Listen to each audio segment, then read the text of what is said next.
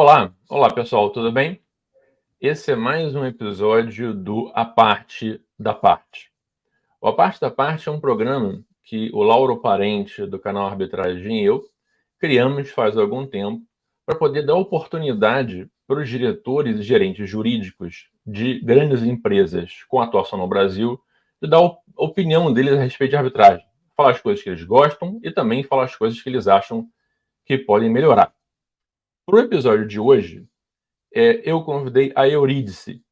A Eurídice é a diretora jurídica da Votorantim Cimentos. Para me ajudar com a entrevista, a gente sempre tem um co-entrevistador ou uma co-entrevistadora. E para esse episódio, a gente convidou o Rodrigo Garcia da Fonseca. Eu não vou fazer nenhuma apresentação dos dois, porque eles mesmos vão se apresentar. Vou fazer direto uma pergunta para a Eurídice.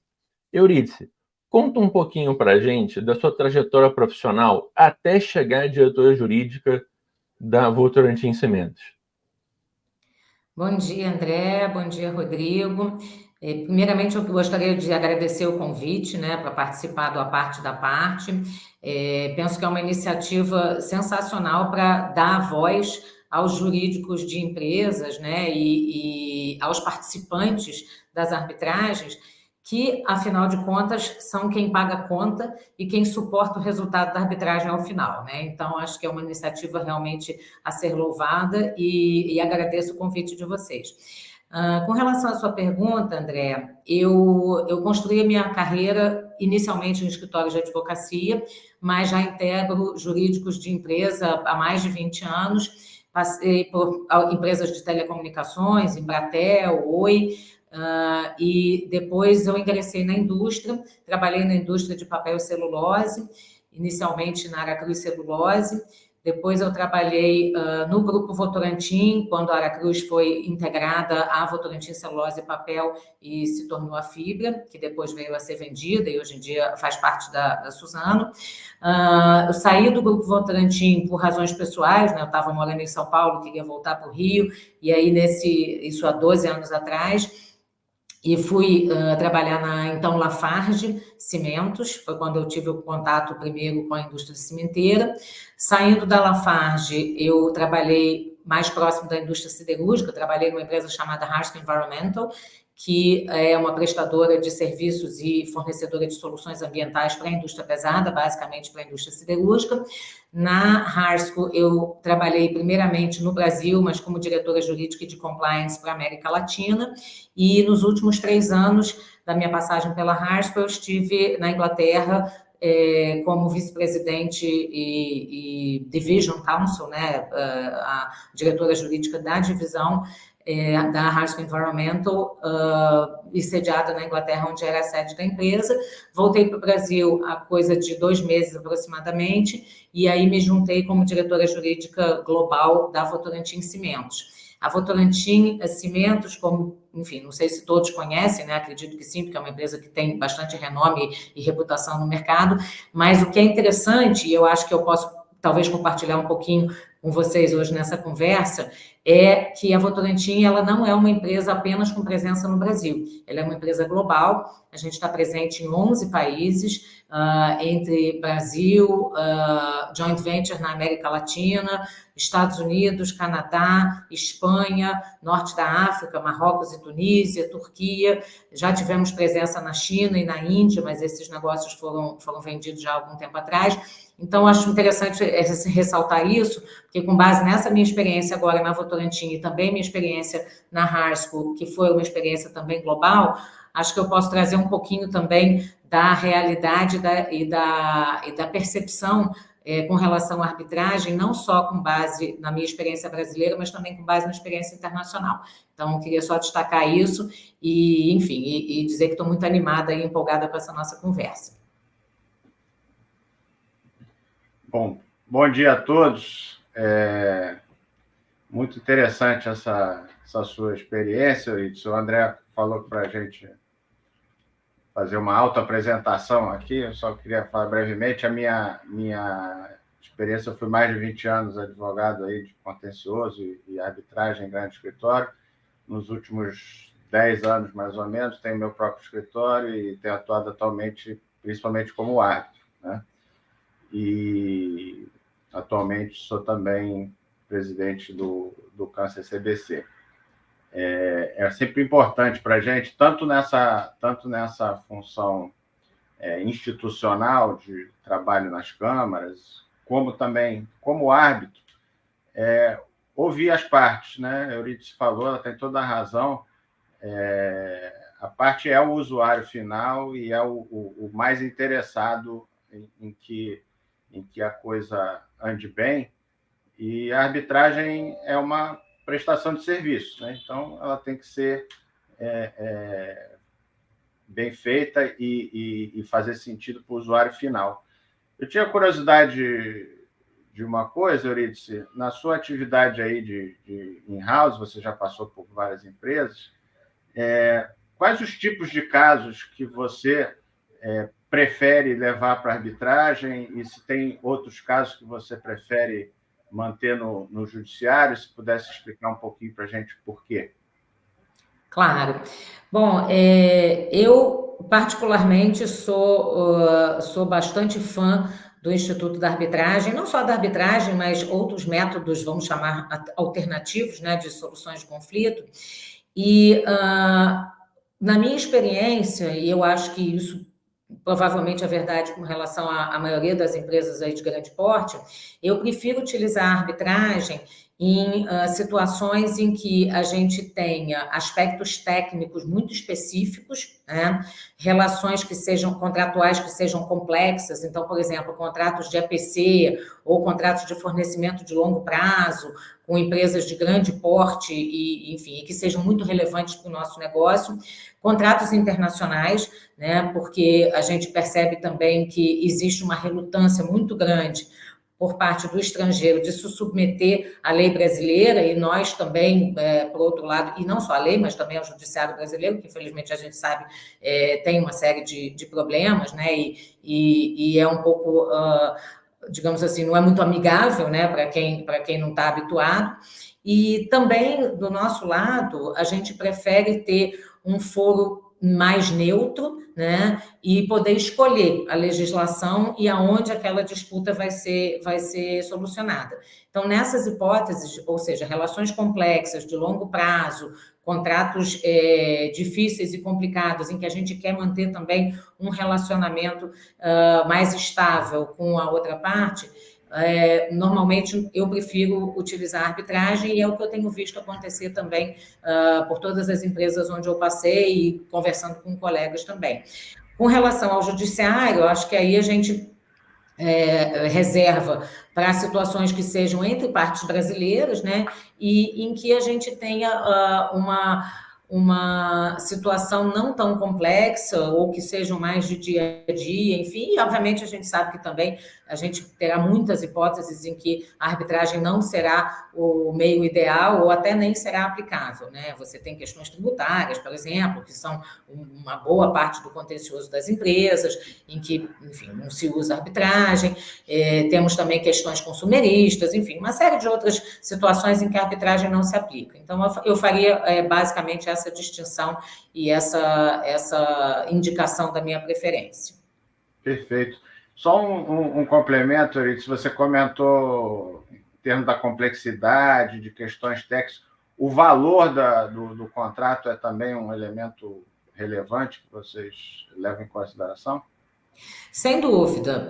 Como a gente sabe, né, a arbitragem ela tende a ser um procedimento caro, não diria que tão mais caro do que o judiciário, se a gente levar em consideração o tempo que se leva, né, entre uma coisa e outra, mas é um procedimento que é caro, e você tem não só caro do ponto de vista financeiro, mas também que demanda muito esforço e muita dedicação dos profissionais da empresa envolvidos naquilo. Você tem, como eu coloquei, né, aspectos técnicos complexos, normalmente relações contratuais difíceis, você vai ter em muitas hipóteses, testemunhos, né, depoimentos de pessoas do negócio, então você precisa preparar essas pessoas. Então, é um procedimento que realmente assim, demanda muita atenção e muita dedicação.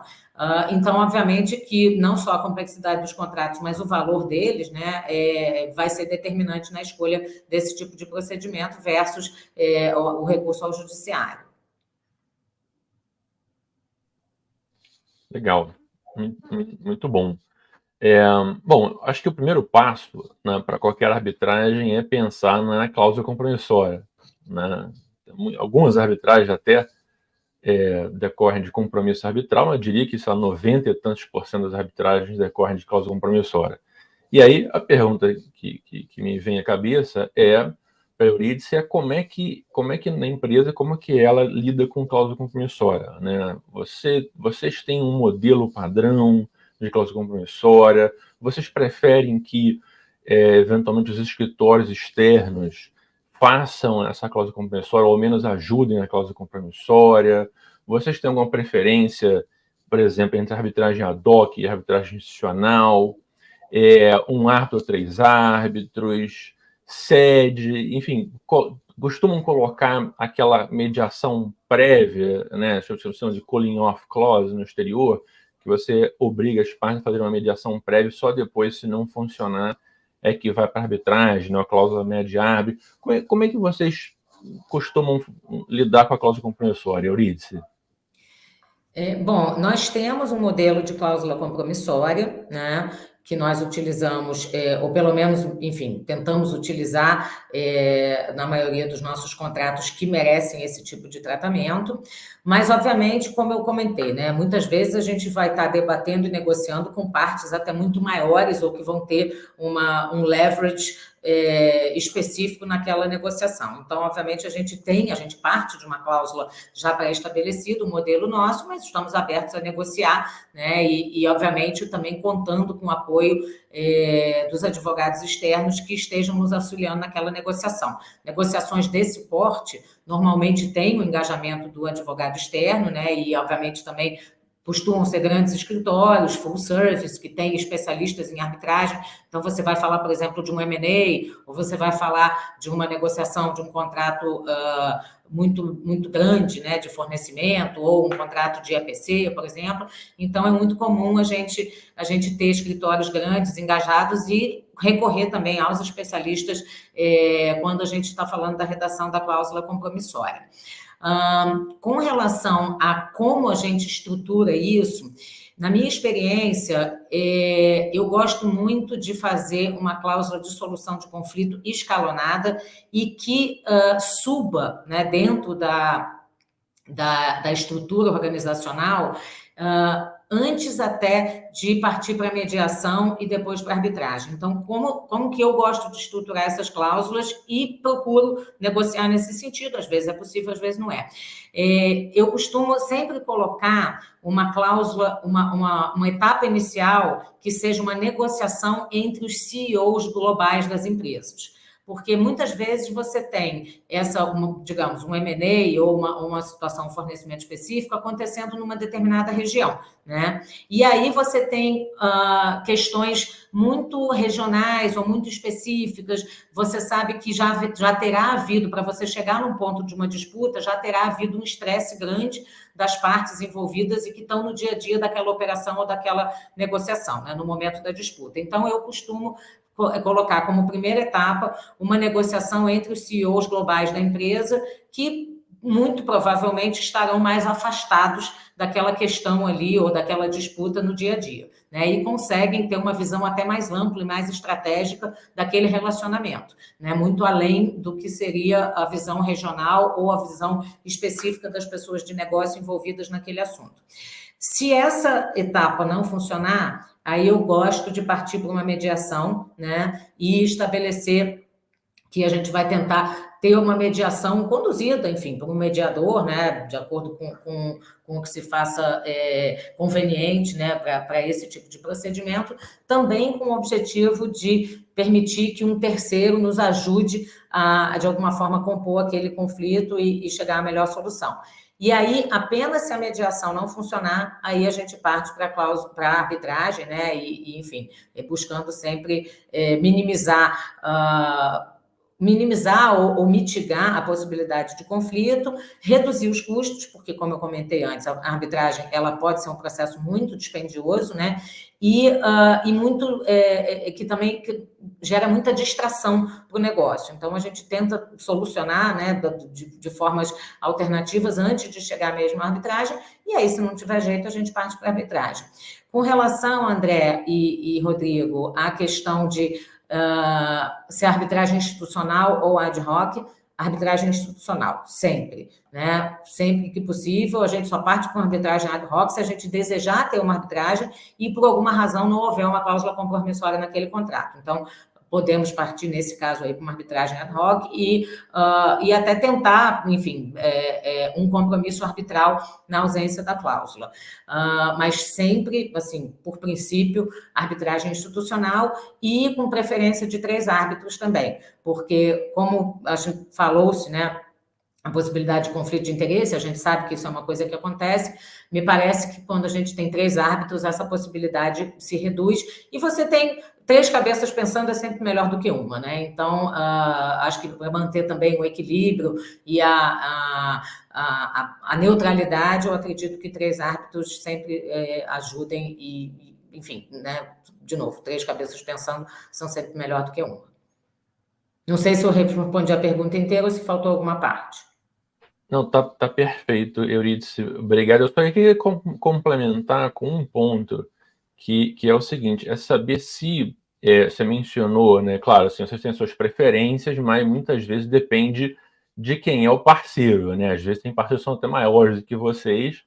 E aí a minha pergunta é, em algum momento a cláusula compromissória, na opinião de vocês, né, para vocês, ela é um deal breaker para fechar o negócio? E, considerando a própria cláusula compromissória em si, tem alguma coisa na cláusula compromissória que vocês não abrem mão de jeito nenhum, por exemplo, sério, de jeito aplicável, ou enfim, institucional? Enfim, essa é só a complementação rápida que eu queria fazer. Não, eu nunca vivi nenhuma situação em que a cláusula compromissória tenha sido um deal breaker, né? E aí preciso confessar o seguinte: vocês, advogados e atuantes na arbitragem, não vão gostar do que eu tenho para dizer, mas é a verdade. Quando a gente participa de uma negociação como essa, você chega na cláusula arbitral, é a última coisa que você vai discutir, né? Porque você já passou meses, às vezes semanas, horas, dias inteiros sem sair daquela negociação. Então, assim, é muito difícil a cláusula arbitral virar um deal breaker, porque você provavelmente já terá conseguido sanear outros deal breakers antes e provavelmente a sua pessoa de negócio só quer sair dali e fechar aquele deal, né? Então, assim, nunca vivi a situação da cláusula compromissória ser um deal breaker, e eu acho que não tem nada que a gente não aceite em relação a uma cláusula compromissória.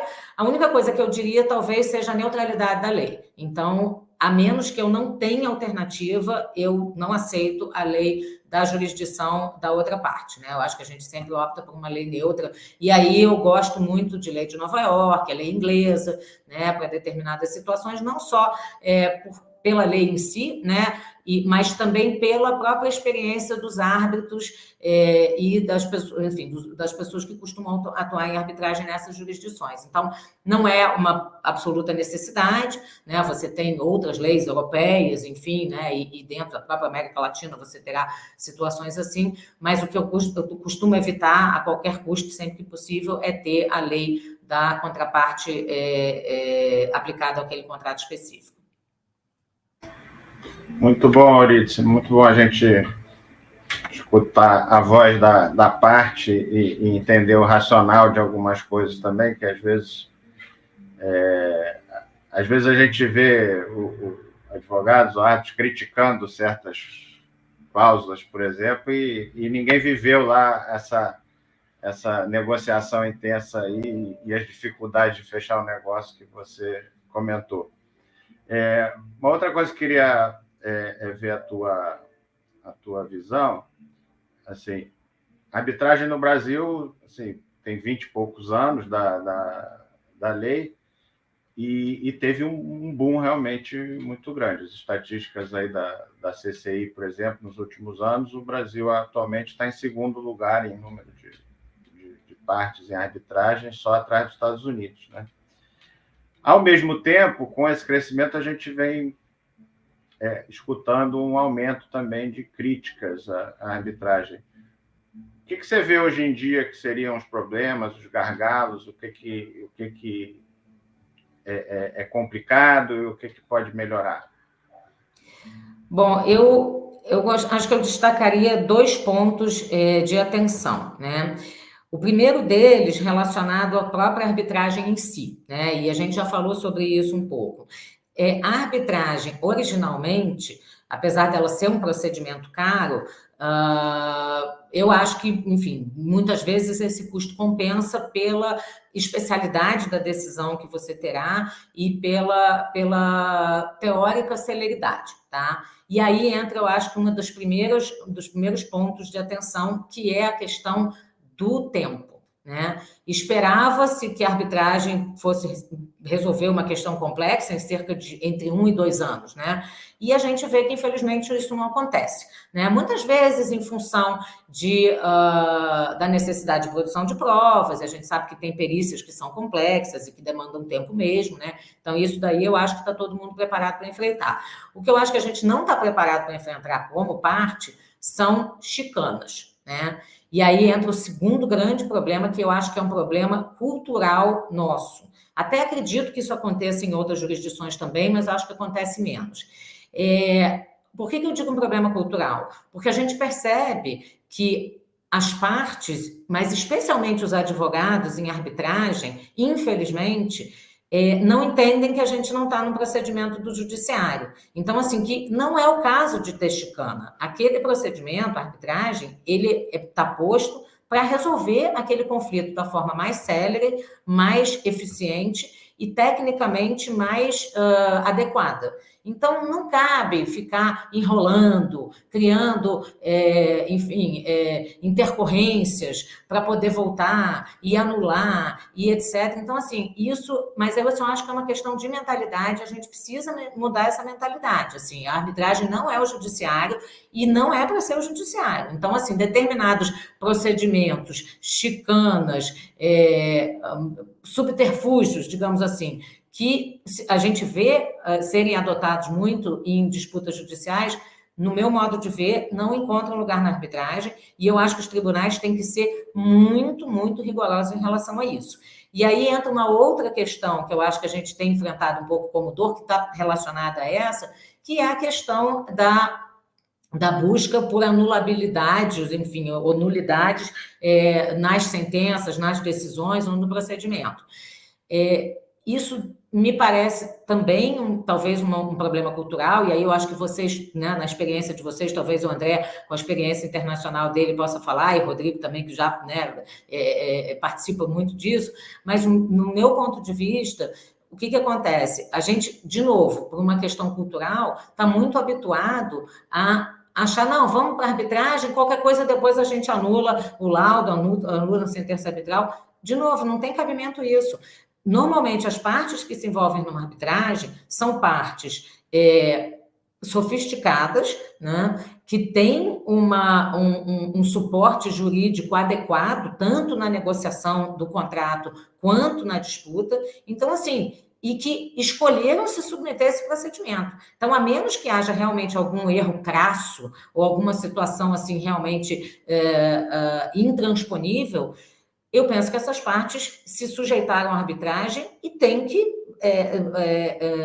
se comportar de acordo com esse compromisso que fizeram no momento de celebrar o contrato. Então, depois dizer, não, mas vamos anular, assim, isso não tem cabimento no meu modo de ver e acho um verdadeiro absurdo. Obrigado, Eurídice. Acho que a gente vai poder explorar bastante coisa que você disse nas nossas próximas perguntas. Estou aqui curioso para poder explorar um pouquinho mais isso que você disse.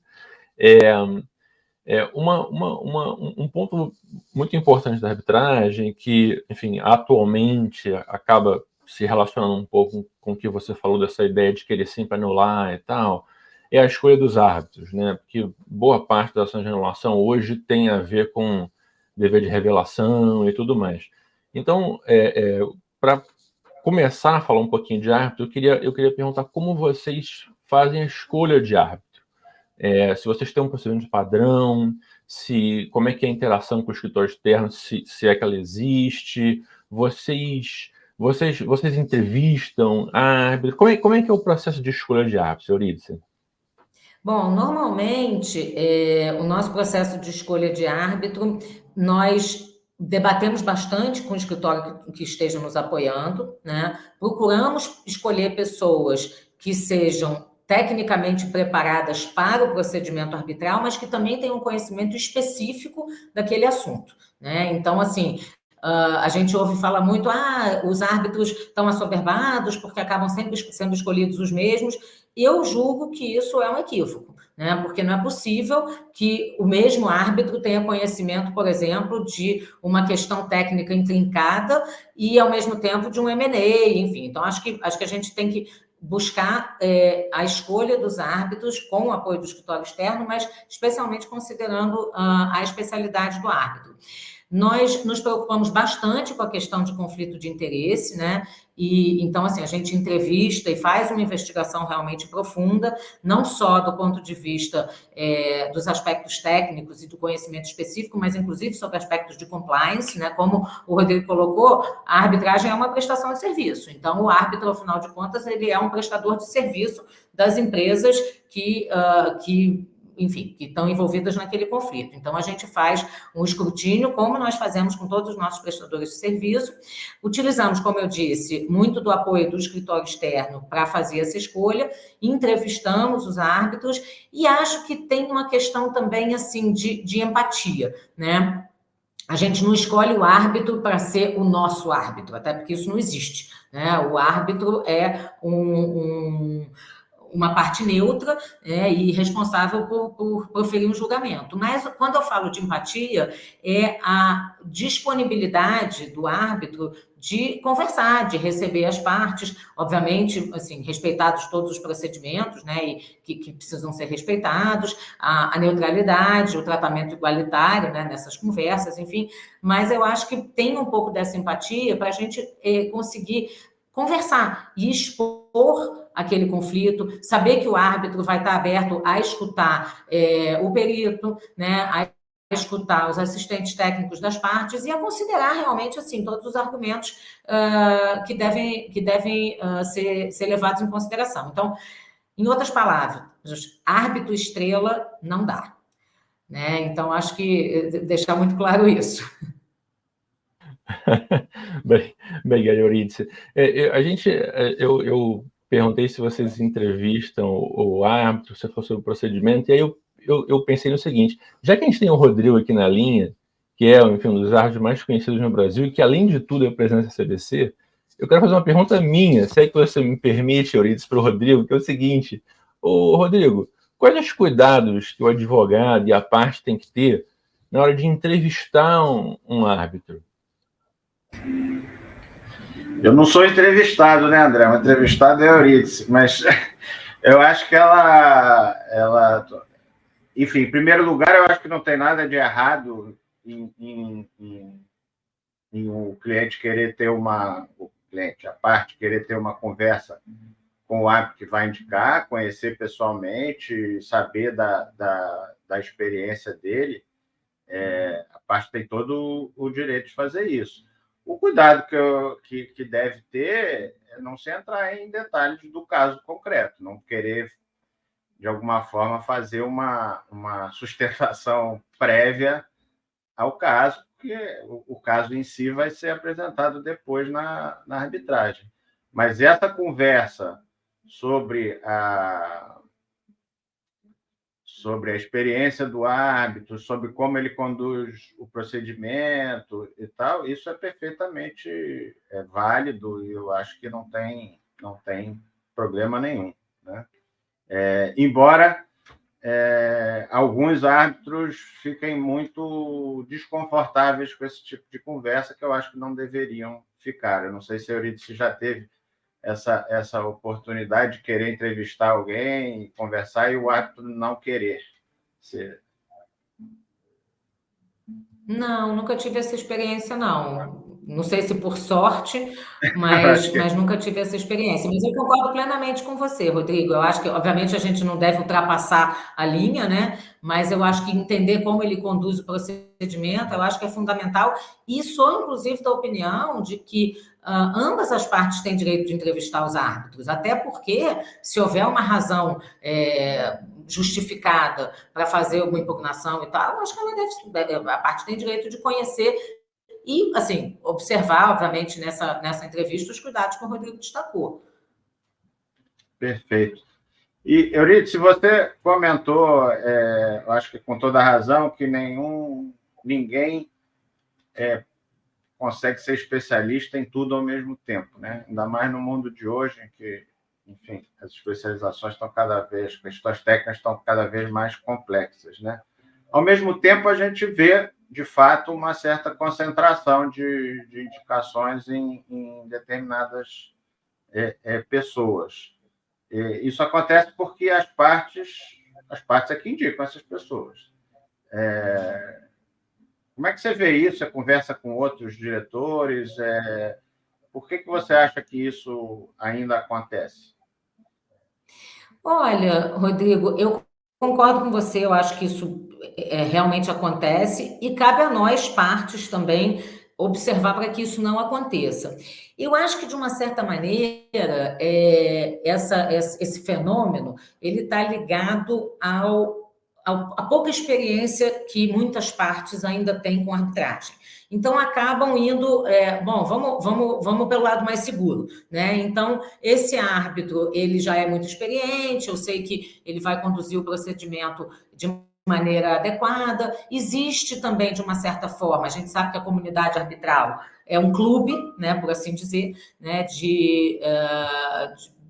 com, enfim, participantes que se encontram ali sempre, então você também acaba tendo uma certa preferência, acho que dos próprios escritórios, de trabalhar sempre com os mesmos árbitros, né, por assim dizer, com o objetivo de conhecer como que aquele procedimento é conduzido e ter essa abertura maior para um diálogo, né, quando o diálogo se justificar. Mas eu acho que isso acaba acontecendo um pouco por pouca experiência de algumas partes com arbitragem e essa questão de assim, uma sensação de segurança maior. Eu acho que cabe a nós explorar outros horizontes, né, por assim dizer. A gente não pode entrar em aventuras, então você não vai escolher para conduzir uma arbitragem uma pessoa que não tem nenhuma experiência, mas eu acho que cabe à parte também provocar, buscar outras alternativas, né, e procurar ampliar esse horizonte aí. É interessante isso que você falou, isso. Na minha experiência de advogado em arbitragem, já participei de muitas escolhas de árbitro junto com o cliente, e essa questão da segurança, vamos dizer assim, eu acho que pesa muito, né? É uma espécie de autodefesa também. Bom, eu escolhi uma pessoa conhecida, ninguém vai poder me criticar depois se alguma coisa der errado. Você falou aí dos escritórios, que os escritórios, às vezes, gostam de trabalhar com aquelas pessoas que já conhecem, que já trabalharam outras vezes. Como é que funciona essa interação da empresa com o escritório na hora da indicação? Normalmente, o escritório te sugere alguém, você ativamente pede alguma pesquisa sobre quem poderia ser indicado? Como é que você costuma atuar nessa? Acontecem as duas coisas, né? É comum os escritórios fazerem sugestões, mas eu gosto de também ir atrás, assim, e procurar nomes alternativos também. E aí, para isso, eu acabo me valendo dos próprios contatos com pessoas do meio, né? Então, a gente tem, assim, sempre alguns gurus, né? E eu gosto de consultar os meus oráculos e os meus gurus para essa escolha. Eu não gosto de seguir só a recomendação do escritório, não. Mas, obviamente, que a recomendação do escritório e a experiência deles com determinados árbitros também vai ser, obviamente, levada em consideração. Porque, afinal de contas, também a gente quer um resultado positivo do processo, né? Não necessariamente uma decisão favorável ou desfavorável, mas um resultado positivo do processo e, obviamente, que a experiência do escritório também contribui. Mas eu sou um pouco rebelde, né? Um pouco independente, então eu gosto de também buscar minhas próprias recomendações. Esse é ótimo. Eu sempre gosto que haja um cliente proativo e que pense com a própria cabeça, porque isso, no fundo, ajuda o advogado, né? Quando vem com novas ideias, novos nomes, enfim. É sempre uma divisão de tarefa, de responsabilidade nessa hora. Euridice, eu queria fazer uma última perguntinha a esse respeito desse processo de escolha dos árbitros, que é o seguinte, que se vocês confirmam também a disponibilidade do árbitro e a existência de potenciais conflitos já antes mesmo de qualquer nomeação, e como isso é feito, né? Porque tem havido um certo problema nesse respeito, né? Dizer que, bom, tem árbitros com muitos casos, como a gente mencionou, aí depois surge um fato que não foi revelado, enfim. Será que antes, né? Como é que antes da escolha do árbitro, como é que vocês endereçam isso? Vocês fazem perguntas específicas sobre disponibilidade, eventuais conflitos que existam? Como é que isso funciona?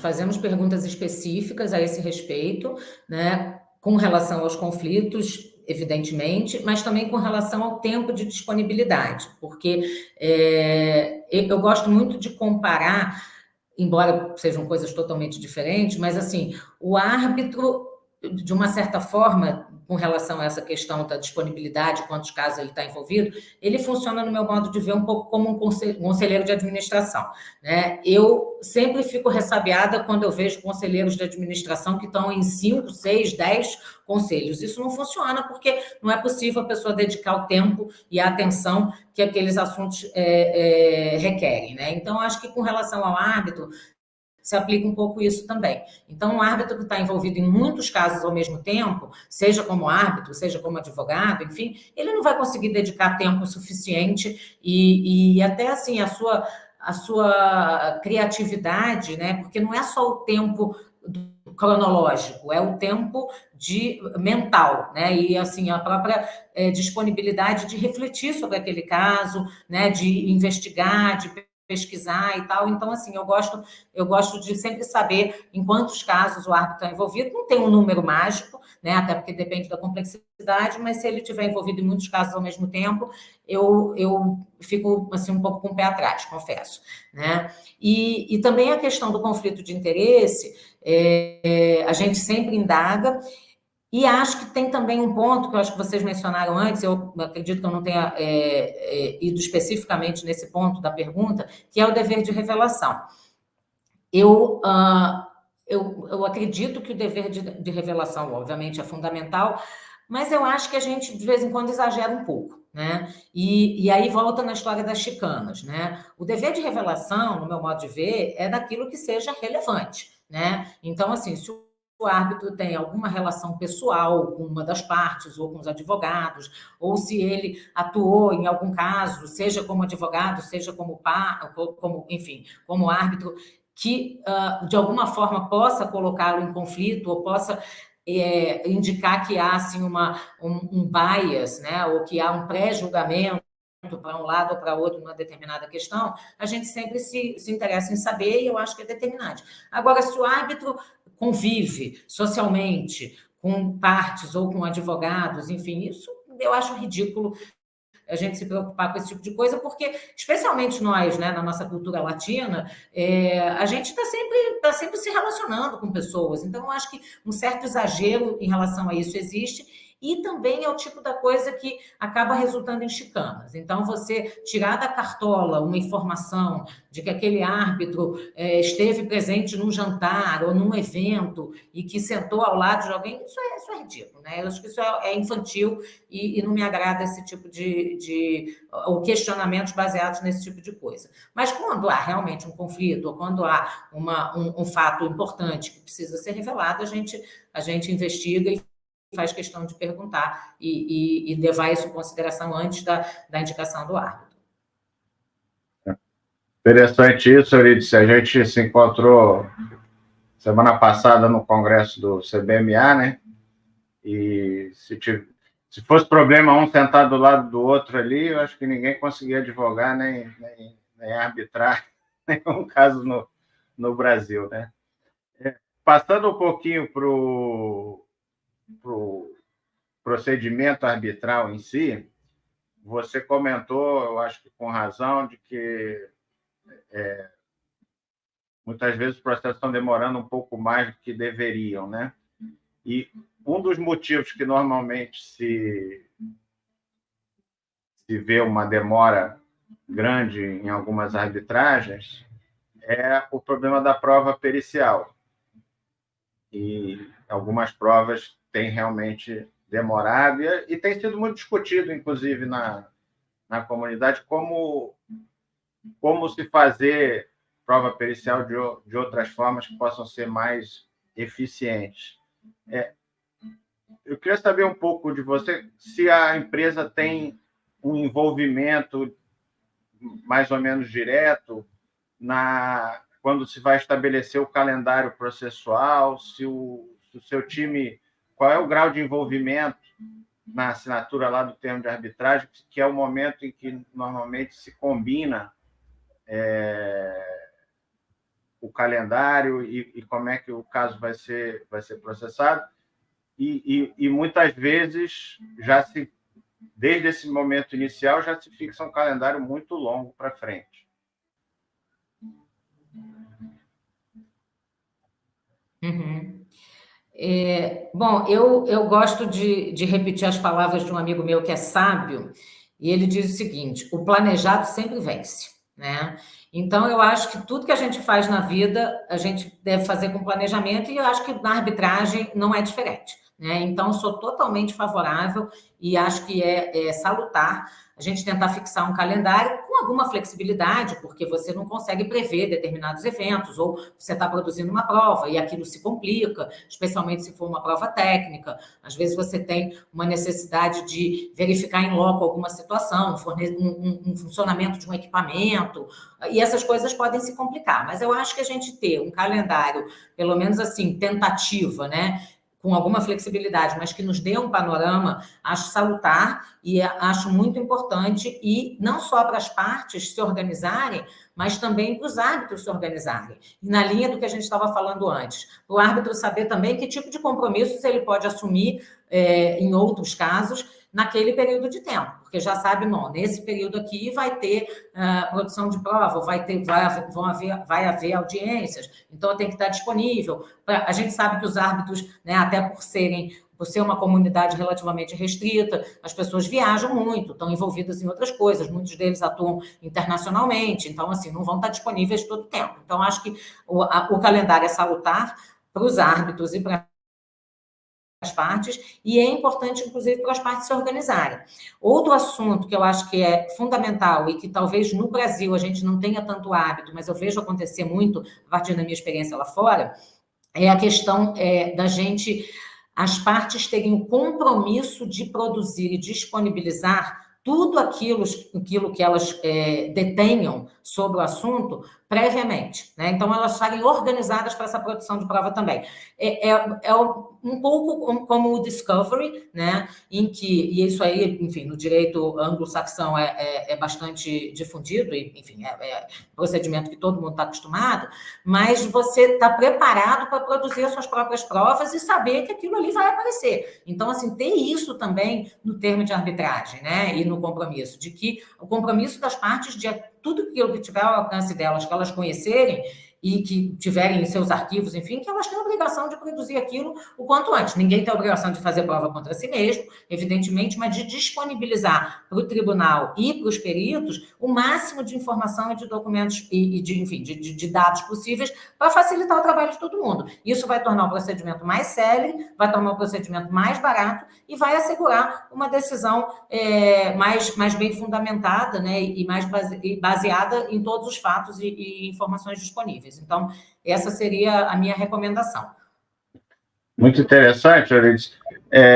Na minha experiência, acho que o André, que está atualmente no escritório internacional, pode confirmar isso também, muitas vezes, nos casos brasileiros, a gente vê que no início do procedimento, os advogados, as partes, às vezes não conhecem tanto o caso e vão se familiarizando com o caso ao longo do procedimento. Em casos internacionais, eu acho que é mais comum ter uma preparação prévia às vezes até a produção, até de pareceres técnicos e tal. Qual essa preparação prévia que vocês fazem nos casos de vocês antes da arbitragem até iniciar, ou logo no início? Eu penso, essa preparação, no meu modo de ver, ela deve ser prévia, inclusive para indicar se é caso de arbitragem ou não. Como eu coloquei antes, né? Assim, para evitar que a gente entre numa aventura. Então, assim, eu não tenho como dizer ao meu CEO as minhas chances num determinado procedimento, seja ele judicial ou seja de arbitragem, se eu não tiver feito o meu dever de casa, né? Então, eu acho que a nossa obrigação é fazer nosso dever de casa, avaliar as chances de êxito, avaliar a fundamentação que a gente tem antes de iniciar o procedimento arbitral, porque senão vai ser uma perda de tempo e de dinheiro para todo mundo, né? Então, eu acho que essa preparação, e até eventualmente a gente ter ao longo do procedimento, quer dizer, eu acho que, voltando, eu acho que a preparação deve ser prévia, inclusive para se tomar a decisão de iniciar ou não a arbitragem. Se a arbitragem foi iniciada pela outra parte, evidentemente você vai ter uma preparação para saber como é que são né, como é que você vai formular a sua defesa, etc. E diria até que essa preparação prévia, ela pode acontecer e deve acontecer, inclusive no caso de uma defesa, porque vamos combinar que ninguém é surpreendido por um pedido de arbitragem, né? Todo mundo já sabe que o negócio está esquisito, que aquela relação está estressada e que você provavelmente vai ter uma demanda, uma contenda ali para gerenciar. Então, eu acho que o quanto antes, né, de novo, o planejado sempre vence. Então, eu acho que a gente tem que se planejar para nos prepararmos para uma eventual arbitragem, seja para tomar decisão de iniciá-la ou não, ou seja, para já estar preparado para uma defesa, né, e para apresentar a nossa argumentação quando for o caso. E ao longo do procedimento também, eu acho que tem uma série de coisas que a gente pode fazer para tornar a vida de todo mundo mais fácil e mais expedita, né? Então, assim, mock trials, preparação das testemunhas, preparação das pessoas que vão atuar, enfim, dos nossos times internos. O quanto antes a gente começar e o quanto mais estruturado a gente estiver, mais eficiente vai ser, mais rápido e mais barato para todo mundo. Ótimo, ótimo. Eu acho que tem alguns escritórios no Brasil que gostam de fazer isso também, né? Fazer essa preparação antes de começar o caso, né? Ainda quando eu estava no Brasil, eu cheguei a fazer isso algumas vezes, né? Especialmente quando envolvia a questão técnica e tal. Acho que no exterior também, isso é mais, como o Rodrigo falou, acho que isso é um pouco mais comum, né? Eu acho que os advogados, eles, enfim, acho que também, em razão do custo de uma arbitragem internacional ser mais alto, eu acho que os clientes ficam com uma atenção redobrada em saber, vem cá, precisamos mesmo começar uma arbitragem, aí adota-se todo tipo de medida, você, peraí, será que as chances estão muito boas mesmo e tal, não são e tal, acho que isso acaba influenciando também nesse procedimento. Ainda na parte de perícia, ou eurídice, que o Rodrigo fez a primeira pergunta, e também pensando nisso, que algumas perícias no Brasil parece que têm demorado bastante, né, o que eu tenho ouvido, pelo menos. No exterior é muito comum, né, que as partes elas realizem a prova pericial um pouco por elas mesmas, né? Quer dizer, elas indicam os assistentes técnicos, né? E eles trabalham muitas vezes em conjunto para estabelecer quais são os pontos que eles concordam, quais os que não concordam, só os que não concordam que são, na verdade, debatidos perante o tribunal arbitral. Isso, na visão dos advogados, em especial de americanos e ingleses, isso tem duas vantagens, né? Uma que reduz o trabalho do tribunal e da perícia, e reduz o tempo também e o custo.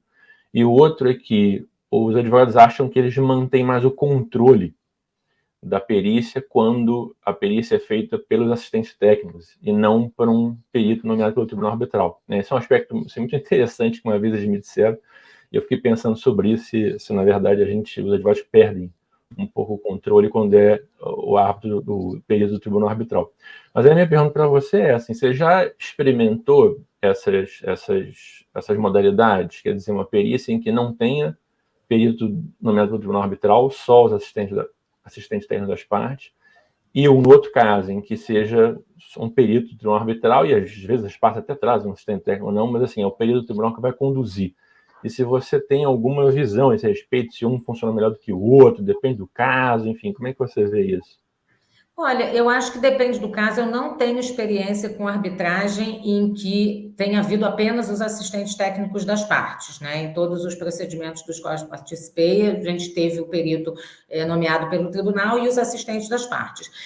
Eu gosto da ideia de tentar produzir essa prova o quanto antes, até porque, como a gente sabe, a gente precisa muito dos assistentes técnicos para formular quesitos, né? E, enfim, para conduzir de uma certa maneira, não conduzir, mas para ajudar o perito do tribunal a construir uma linha de raciocínio, né, e uma linha mestra na produção daquela prova. Então, eu gosto muito da ideia, assim, sou totalmente favorável a essa metodologia aí que os advogados estrangeiros preferem utilizar.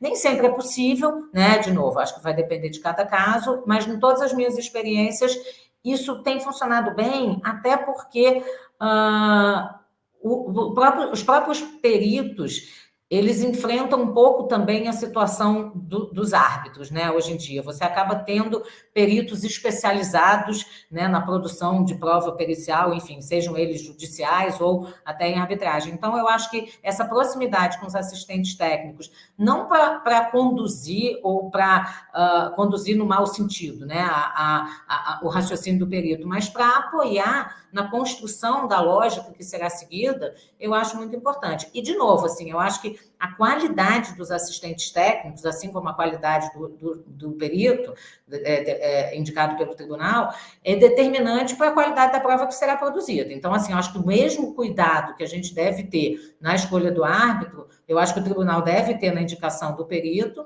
e as partes devem ter na indicação dos seus assistentes técnicos também.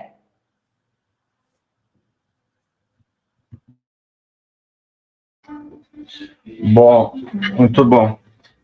Voltando a uma outra questão, que é mais até da prévia à arbitragem, Euridice, você comentou que em casos internacionais, por exemplo, você escolhe uma lei neutra, né? Que você busca evitar a lei da sua contraparte.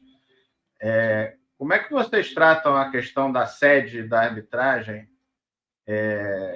fora do Brasil? Tem algumas... Vocês normalmente preferem ter no Brasil? Tem alguma situação em que você prefere a sede fora? E, em sendo a sede fora, quais são os critérios que vocês adotam para essa escolha de sede? Olha, eu acho que a escolha da sede, ela está muito relacionada à maior eficiência do procedimento, né? Então, no meu modo de ver, eu acho que a gente deve tentar ficar o mais próximo possível dos fatos, né? Até para facilitar a produção de prova, enfim. E se tiver que haver, por exemplo, uma visita dos árbitros ao local, às vezes acontece isso, né? Uma inspeção judicial, mas só que não judicial, uma inspeção arbitral. Eu acho que, assim, o quão mais próximo a gente puder estar dos fatos, eu particularmente acho melhor, né? Mas tomando um certo cuidado também, enfim, para que isso não contamine de alguma forma o procedimento. Mas eu acho que, de novo, a escolha do local, eu acho que deve ser baseada na eficiência do procedimento. E aí, a mim me parece que quanto mais perto a gente puder estar dos fatos, sem comprometer a questão da escolha da lei, etc., eu acho que é o ideal. Então, por exemplo, se você tem uma situação, enfim, um contrato, alguma coisa, de novo, vou dar um exemplo de um fornecimento de um grande equipamento e tal, e você tem, por exemplo, isso acontecendo na Espanha, você pode escolher a sede, enfim, em algum lugar próximo, dentro do próprio país, ou enfim, ou fora, mas que de alguma forma te facilite na produção da prova e na condução do procedimento em si. Não sei se está fazendo sentido. Acho que faz todo sentido. André. Obrigado, Rodrigo. Eu acho que esse ponto que você comentou, Euridice, e aí eu pensei no que você falou um pouco antes, né, também, que às vezes, quando você tem um parceiro estrangeiro, eles ficam com um pouco de receio de submeter o caso ao judiciário brasileiro. O que eu vejo muito também essa preocupação com a sede também, né? Porque muitas empresas estrangeiras e assessoradas por advogados estrangeiros têm receio de colocar a sede da arbitragem no Brasil, porque aí eles sabem que colocando a sede da arbitragem no Brasil, no fundo, você está escolhendo o judiciário brasileiro como aquele que vai supervisionar a arbitragem, né? E a verdade é que, assim, com razão ou sem razão, o fato é que o judiciário brasileiro e de muitos outros países não tem uma fama internacional como tem as cortes inglesas, como tem as cortes de Nova York e tal. Então o cara fica assim, pô, eu lá sei o que o judiciário brasileiro vai fazer, não sei se é bom, não sei se é ruim, eu não vou lá não, eu vou botar em Londres ou Nova York. Então acontece muito isso na discussão da sede, né? O cara não quer que o poder judiciário que supervisione seja de um lugar que ele não tem nenhuma referência, né? E aí agora, fazendo uma outra pergunta aqui, que é a minha última, que eu queria pensar um pouquinho no advogado. A gente, nesse papo, Eurídice, você mencionou algumas coisas que eu achei muito interessantes, né? Você mencionou o fato de você gostar de fazer uma análise prévia à arbitragem do caso, pensar em meios alternativos de resolver o caso antes de começar a arbitragem. Você mencionou mock trials. Então, assim, talvez você já tenha dito isso nas suas respostas, mas eu queria condensar tudo em uma pergunta só e dizer que dicas você daria para os advogados que estão nos vendo de como é o melhor jeito de lidar com a arbitragem, lidar com o cliente antes de ir no curso da arbitragem. Que técnicas ele deve prestar atenção, se são boas para ser utilizadas e melhorar as chances do cliente, seja de evitar um litígio, seja de ganhar um litígio, enfim. Que recomendações você daria para um advogado que está nos vendo? Olha, eu acho que a primeira recomendação, eu acho que ela vale para os advogados não só de arbitragem, mas de qualquer tipo de, enfim, procedimento e tal, escute o seu cliente.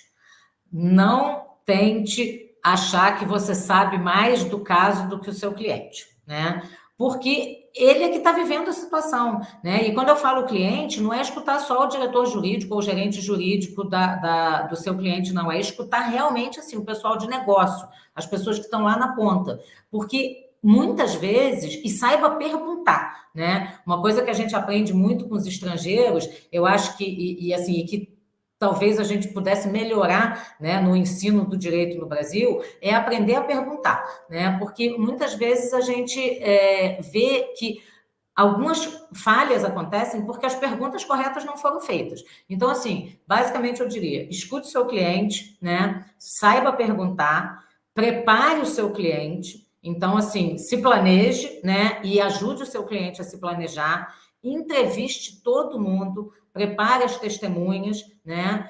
E, enfim, e sempre tenha o interesse do seu cliente à frente de tudo, né? De novo, da mesma forma que árbitro estrela não dá, advogado estrela também não dá. Então, a estrela do processo é a parte, não é nem o árbitro, nem o advogado, nem o perito. Olha, eu acho que, Euridice, se você nos permitir, eu acho que o Lauro e eu vamos roubar essa sua frase para ser o slogan do A Parte da Parte, né? A estrela da arbitragem é o cliente. Vamos roubar esse slogan aqui, que foi muito bom. Não, e eu estou plenamente de acordo. Está dada a autorização. Aí, Lauro. E eu estou plenamente de acordo com o que você acabou de dizer. Enfim, o A Parte da Parte não é nada mais do que uma dessas iniciativas, né? Assim, é interessante isso que você falou, porque às vezes em muitas discussões técnicas em arbitragem, né, a gente que vai evento de arbitragem, escreve artigo sobre arbitragem e tal, em muitas discussões técnicas de arbitragem, muitas vezes o que você vê é uma certa uma certa disputa de foco em quem é o foco da arbitragem, se são os árbitros, se são os advogados, se é o cliente, enfim, eu sempre defendi que tudo deve girar em torno do cliente, mas é interessante ver isso até em discussões técnicas. Eu queria, enfim, agradecer muito a participação de vocês, a sua participação, Eurídice, do Rodrigo, pelo tempo que vocês dedicaram, pela preparação com as perguntas, né, que Rodrigo e eu fizemos, depois submetemos a Eurídice, ela revisou, queria agradecer muito. Queria fazer um agradecimento especial a Jusmundi e JusConnect, que patrocinam essa temporada do A Parte da Parte, e também com o Emmanuel. E dá para vocês alguns segundos para vocês fazerem comentários finais e se despedirem. De repente, começando com o Rodrigo, e depois a Eurídice fecha. Pode ser assim? Obrigado, André. Foi um prazer participar aqui. Aprendi muito com vocês também. Eurídice tem toda a razão. Se não fosse a parte, não tinha nada, né? Não tinha arbitragem, não tinha árbitro, não tinha câmara de arbitragem, não tinha nada. Então, realmente, a gente tem que escutar as partes e fico muito contente aí de escutar a Eurídice e ver como as grandes empresas estão levando isso muito a sério e refletindo sobre as melhores práticas. Muito obrigado, André, Lauro e Eurídice, foi um prazer. Bom, eu faço minhas as palavras do Rodrigo aí finais, queria agradecer o convite do André, enfim, bate-papo com o Rodrigo aí e com o André, agradecer também o canal Arbitragem, o Lauro, enfim, pelo convite, e mais uma vez, assim, enaltecer a iniciativa, porque, de novo, como eu disse, eu acho que a estrela é a parte, e a oportunidade da parte se manifestar aqui nesse canal, nesse veículo, eu acho que é salutar, é importante e, enfim, estimulo vocês a continuarem com essa iniciativa porque realmente faz toda a diferença. E aos advogados, aos árbitros, né, lembrar que de quem é o show, né? O show é da parte. Obrigada, tchau, tchau. Obrigado.